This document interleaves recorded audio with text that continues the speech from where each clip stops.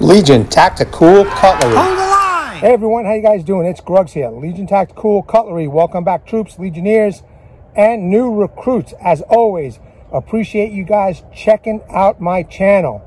In front of you, you see the cold steel Woodsman's Sax. So a Legionnaire out there commented that I should use this. So that's what I'm going to do. And we're going to see what this thing can do out in the woods. All right, Legionnaires, we have an inspection. What is in your pocket? What is your EDC? Today I am carrying the SRM long clip point. I got to tell you, I've been carrying this knife for a little while. I love it. It's a great knife, great budget blade, and sure enough, will be a review on this. So stay tuned. Veterans, active military, as always, thank you very much for your service. Appreciate you guys checking out my channel. Hope you enjoy. All right, Legionnaires, let's go over some quick specs. We're looking at a blade length of 11 inches. Overall length is 17 inches. The blade finish is a satin and a plain edge. All right, we're looking at a 1055 carbon steel. Okay, it does have a full tang. It does come with a leather sheath with belt loops. The handle is made out of hardwood. Very simple design, a very utilitarian tool, but we're going to test it out, okay? We're going to see what this thing can do in the woods. It's a modern day Sax, and I really want to know what it's capable of. So let's do a quick close-up. All right, let's check this out. Here it is, flat ground blade, completely flat ground on both sides, extremely thick. All right, you got a nice curved handle. I'm hoping that this is going to help with chopping, but there is no lanyard hole here. Again, a very simple design here. Thankfully, it is full tang, so it should be pretty good. I'm kind of curious about the shock factor.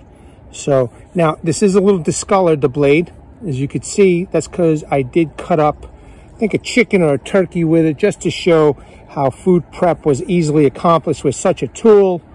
All right, according to some sources, they don't think that this was used for war, more of utility. So who knows, you know. Very simple, kind of ugly actually, you know, not one of cold steel's better designs, but you know what, if it can chop wood and meet the demands out in the camp, shouldn't be a big deal, you know. But you know, again, a subscriber wanted to have me test it out, and that's what I'm doing. I think it was a great idea. All right, because I did test it out with food. Now we're going to test it out in the woods as a camp type tool. Simple leather sheath, nothing fancy.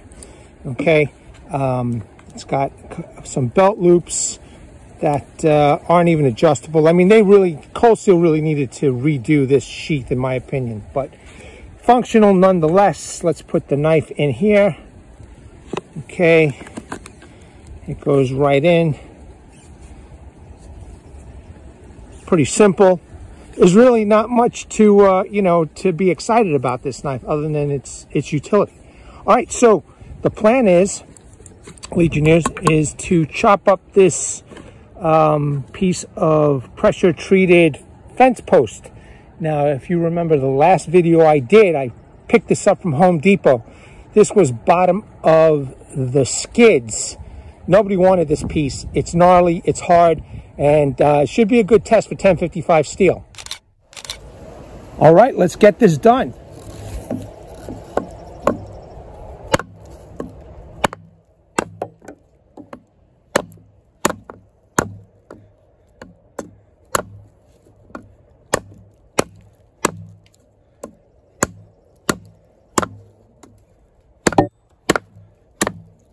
All right, troops, initial impressions, no hand shock whatsoever. The curvature of the handle is extremely comfortable and is helping or aiding in the chopping process. It is sharp, as you could see, because it's really digging in with just a few chops. So let's continue.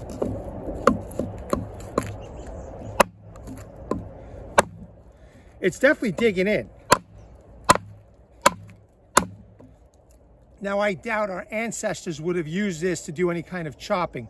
maybe some small chopping of branches and stuff like that, but I think the axe would have been the preferred choice. They'd probably laugh at us today. I'm going to use different parts of the blade.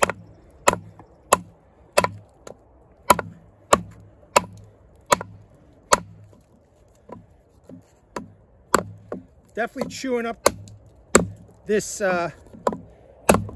this pressure treated wood pretty good. So now I'm using the mid part of the blade, and now I'm using the end part of the blade. So I'm trying to get full use of the blade, and so far the edge looks good, but let's keep on going and keep on putting this blade to the test. All right, look at the way it's just chunking out this pressure treated wood right here. And here's some harder what do you call it, that fatwood looking wood.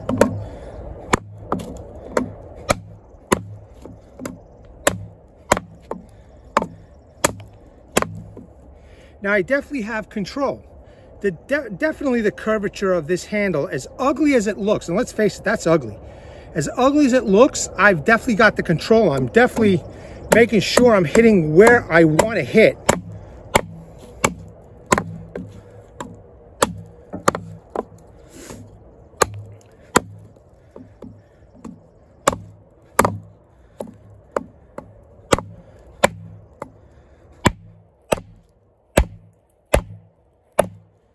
Just using the flat side, kind of curious with the edge. Now it's a pretty thick edge. It's a pretty thick edge.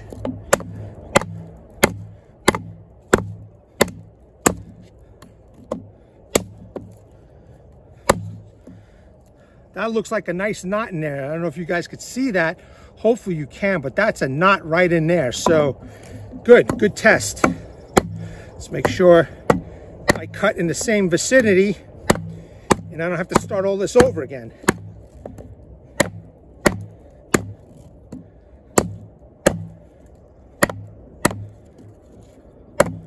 I'm not too experienced with 1055 steel, but I'll tell you what, it still feels pretty sharp. You know, I would have expected a little bit more deeper bites, but maybe it's because of the edge and the way it's been ground. Seems very convex to me. But let's keep going.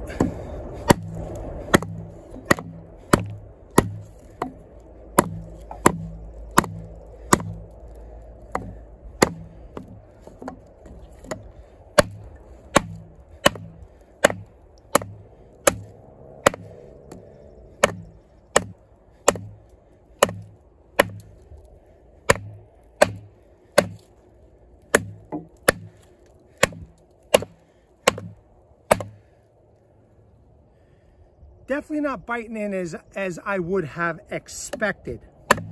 Okay? That's not necessarily the fault of the tool, of the Sax, but how cold steel decided to make the grinds, in my opinion. But let's keep on going.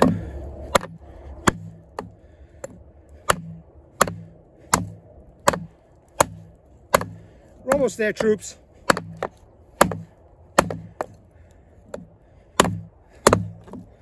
And I think it's good because I think this last part is just one big knot in the center of this thing.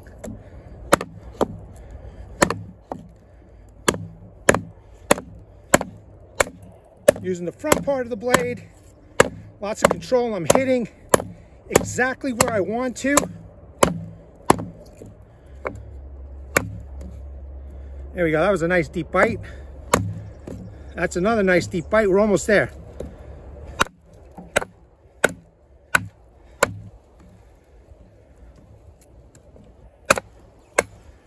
There we go.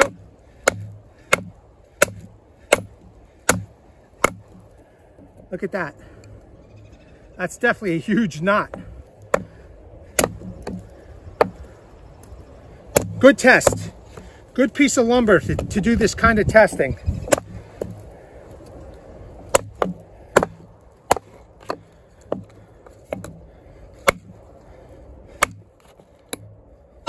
There we go. That was tough. So definitely a good test. As far as I could tell, that edge seems to be okay.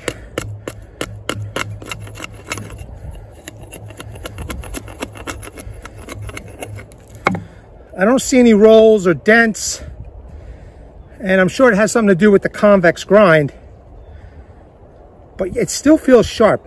Okay, let's move on. Look at that. Look at that. That was a hardcore center. All right, so I'm going to baton this just to do some testing, and then I have another piece of wood that I brought for feather sticks, but I want to test this because this is a nice hard knot, and I want to see if the batoning is going to do justice, okay, with this knife. So let's get to it.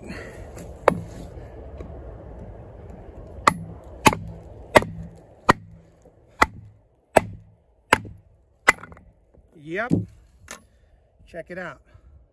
Look at that, all the way through. That's some hard looking center right there. All right, let's just keep on going. Now notice I'm putting a little bit of an angle on here instead of going flat.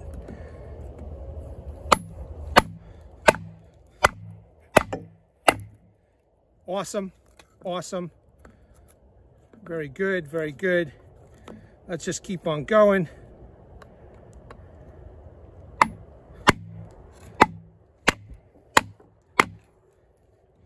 Yep, no problem whatsoever. Good control.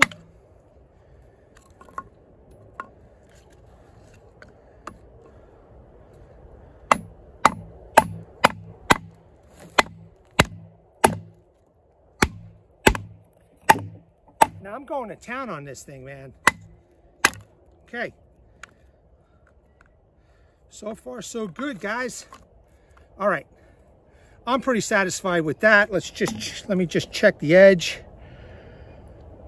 No chipping, no rolling, no bending. Definitely not as sharp as before, I'll tell you that. So we will keep on going with this.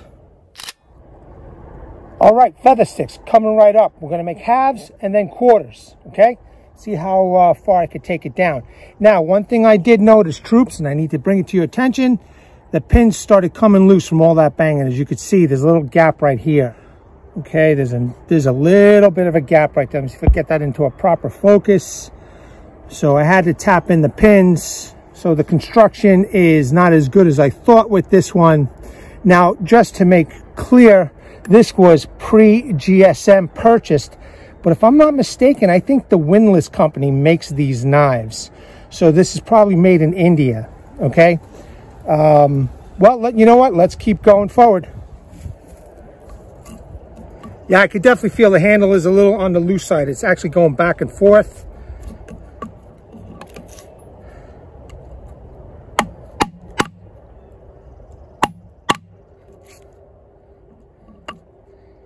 Definitely not as sharp as before because the steel is definitely bouncing off.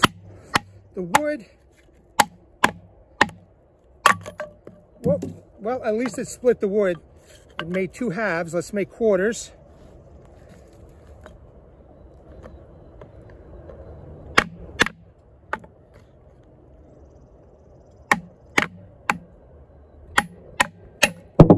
All right, so there's a quarter. Let's see if I can even make this a little bit smaller. Let me try batoning vertical. Well, at least the flat grind is splitting it nicely. All right, let me pick all this stuff up and I'll be back in a second. All right, as you can see in front of you, we made halves, quarters, and then I made even smaller feather stick. And let's see if we could process some feather sticks with this. I'm kind of curious to see what the edge sharpness is now. Now, another thing I noticed, troops, that the edge here towards the end is done like crap, okay? So it's definitely not sharp. And usually, we're going to feather stick, we would go, I guess, you know, in the lower area. But as you could see, it's not doing anything. So now I have to use the mid part, but maybe I could put my finger here safely without cutting it.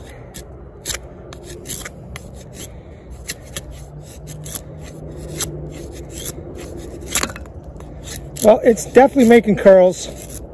Is it doing efficiently? No, definitely not. But it's doing it.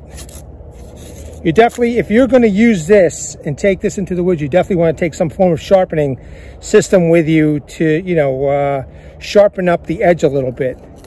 It's doing a job, but not as good as, let's say, maybe a pocket knife. Let's see. See how it's doing that efficiently? This doesn't even feel like a hard piece of wood. Okay? It's just not. Let me see if I can just even take off the bark. Nope. It's not easy at all.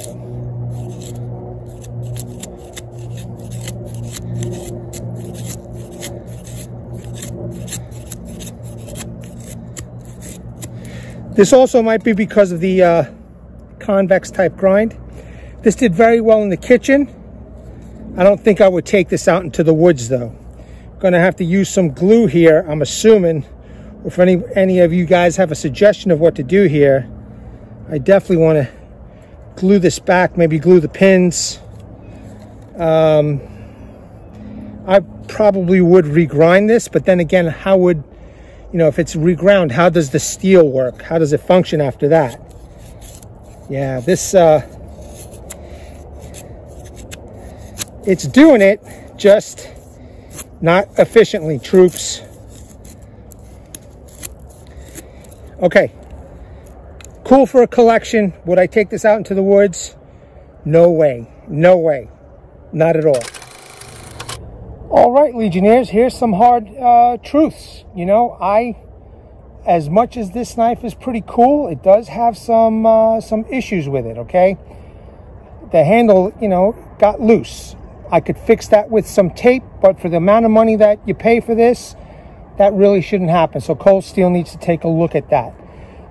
Maybe they should relook the 1055 steel because, as you could see with the feather stick in the video, it was not efficient. So if you do carry something like this out in the woods, you definitely want to carry a high quality backup knife, such as a pocket knife, to help you do some work. But as far as chopping goes, well, you saw what it can do. Definitely a lot of control. The curvature of the handle is great. I mean, take a look at that. That's a serious knot right there in the center of that pressure treated wood. It made it, you know, it cut the wood in half. Then I took a branch and I made halves and I made quarters and I processed it down to feather sticks. I just wish it was, you know, maybe they should use a better steel, because I think the design and what it's capable of chopping wise is fantastic, you know. And I have done finer work, you know, cutting up a turkey or a chicken. I just don't remember what at this point. But I mean, yeah, it's you gotta, I guess you gotta weigh. There's better knives out there, plain and simple. Better knives for the price that they're asking for. I think I paid $106 at the time. It's down to $99. I'm sure it's not that popular. Doesn't have the greatest of reviews if you go onto the Cold Steel website. And now testing it out for myself, it's not as great as I thought it was. Cool for collection, you know. Cool for maybe for reenactment and stuff like that. But definitely the edge needs to be reground into something a little bit better. I'm not sure. Again, I'm not experienced with 1055 steel. If you guys can comment below about your experience with 1055 steel, it doesn't keep its edge. Maybe the 1055 steel is good for swords. I don't know. It did make some curls, not efficiently. You know, I did make a feather stick, but as I was making the feather stick, I kind of wanted to use something sharper and better. That was my whole thought as I was, you know, doing some carving. I guess with the way it was dulling out, I definitely didn't want to use it for anything smaller, like making a tent stake or anything like that. I would definitely have used my pocket knife. Well, there you have it, troops. That is the Cold Hard Facts Cold Steel. So if you're looking at this video, you guys need to fix this up a little bit, man. But in any case, I want to thank everybody for taking a look at this video. Let me know what you think in the comments below. I want to bring awareness to everybody. Hashtag 22 a day. Hashtag 22 a day no more. There are veterans and active military that once they get out of their service, they face a lot of challenges. And unfortunately, one of these challenges is suicide. So at the end of this video will be slides with phone numbers, websites, and a heartfelt message from a Legionnaire named Martin Miller. He was a Vietnam veteran from 66 to 69. He has gone through what you might be going through, and he has sought out help. Okay, he has a heartfelt message for you guys. Please seek the help that you guys have earned and deserved. All right, troops, Legionnaires, and new recruits, as always, thank you very much. Let me know what you guys were carrying. You guys take care of yourselves. Until the next video. At the ready, hold the line. Legionnaires!